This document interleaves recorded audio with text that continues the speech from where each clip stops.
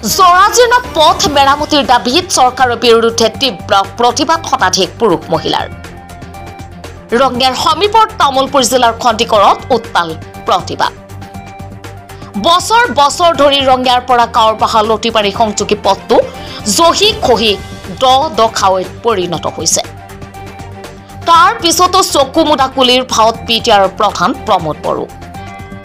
অৱশেষত শুক্ৰবাৰে খন্দিকৰ আঞ্চলিক APMCৰ নেতৃত্বত স্থানীয় ৰাইজে পথ অৱৰোধ কৰি তীব্ৰ প্ৰতিবাদ সাব্যস্ত কৰে।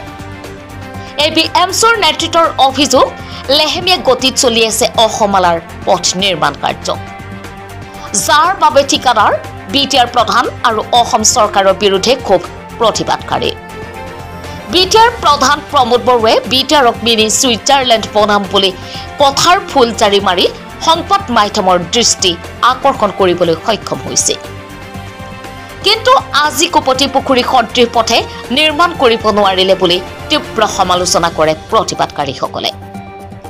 যাক লৈ প্ৰতিবাদকাৰীসকলে অসম চৰকাৰ মুৰ্দাবাদ, অসম চৰকাৰৰ কাম নাই, প্ৰমোদ বড়ো মুৰ্দাবাদ, প্ৰমোদ বড়োৰ কাম নাই আদি শ্লোগানেৰে খন্দিকৰ অঞ্চল উত্তপ্ত কৰি তোলে। সব ৰঙিয়াৰ পৰা লতিবাৰী যোৱা যেটো ৰোড ইতিমধ্যে এনেকুৱা দুরবস্থা হয়েছে, ইয়াদি কোনো ধরনের যাতায়াতের একেবারে অবস্থায় নাই। ইতিমধ্যে এই পথটো হয়েছে আমার রঙিয়ার মেইন সংযোগী পথ।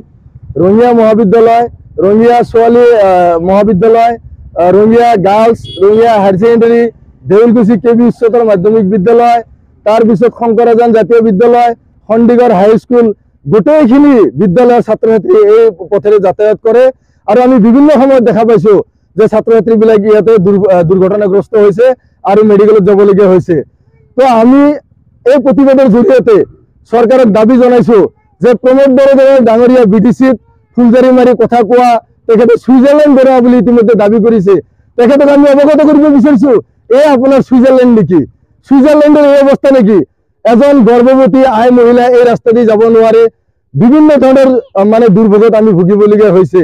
অসম চৰকাৰক দাবী জনাইছো যে আপোনালোকে ফুলজাৰি মাৰা কথা কৈছিল যে অসম মানৰ দৰে ৰাস্তা ইয়াত আপোনালোকে দিছে, এই ৰাস্তাটো বনাওঁতে আজি 5 বছৰ কাল উকলি গ'ল, এতিয়ালৈকে আপোনালোকৰ ৰাস্তা সম্পূৰ্ণ নহল।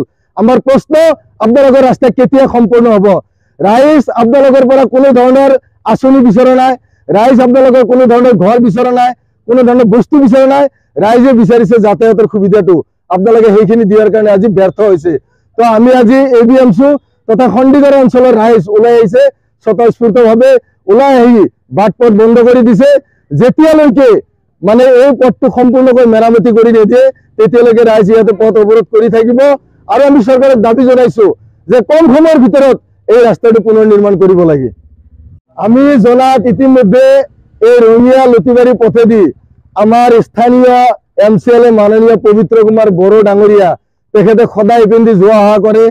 তাৰ উপৰিও প্ৰমোদ BTCৰ চিফ মাননীয় প্ৰমোদ বড়ো ডাঙৰীয়া তেখেতে ইপিনে সঘনাই যোৱা অহা কৰে।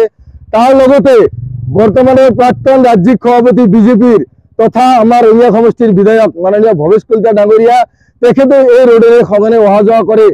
এনেকুৱা ধৰণৰ বাগা বাগা নেতা থকা অৱস্থাতো আজি খন্দিগড় অঞ্চলৰ লগতে কাউৰবাহা মৌজাৰ লগতে ৰঙিয়াবাসী আজি জীয়াতু ভোগ কৰিবলগীয়া হৈছে।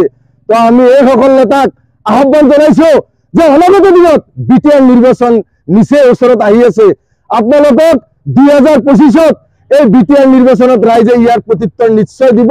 গতিকে আপোনালোকে এতিয়াও সময় থাকোতে কম সময়ৰ ভিতৰত আমি বিপুল দাবী জনাইছো যে আপোনালোকে এই ৰাস্তাটো কম সময়ৰ ভিতৰত মেৰামতি কৰি দিয়ক, অন্যথা 2025ৰ বিটিআৰ নিৰ্বাচন তথা 2026ৰ বিধানসভা নিৰ্বাচনত ৰাইজে ইয়াৰ প্ৰত্যুত্তৰ দিবলৈ সাজু আছে।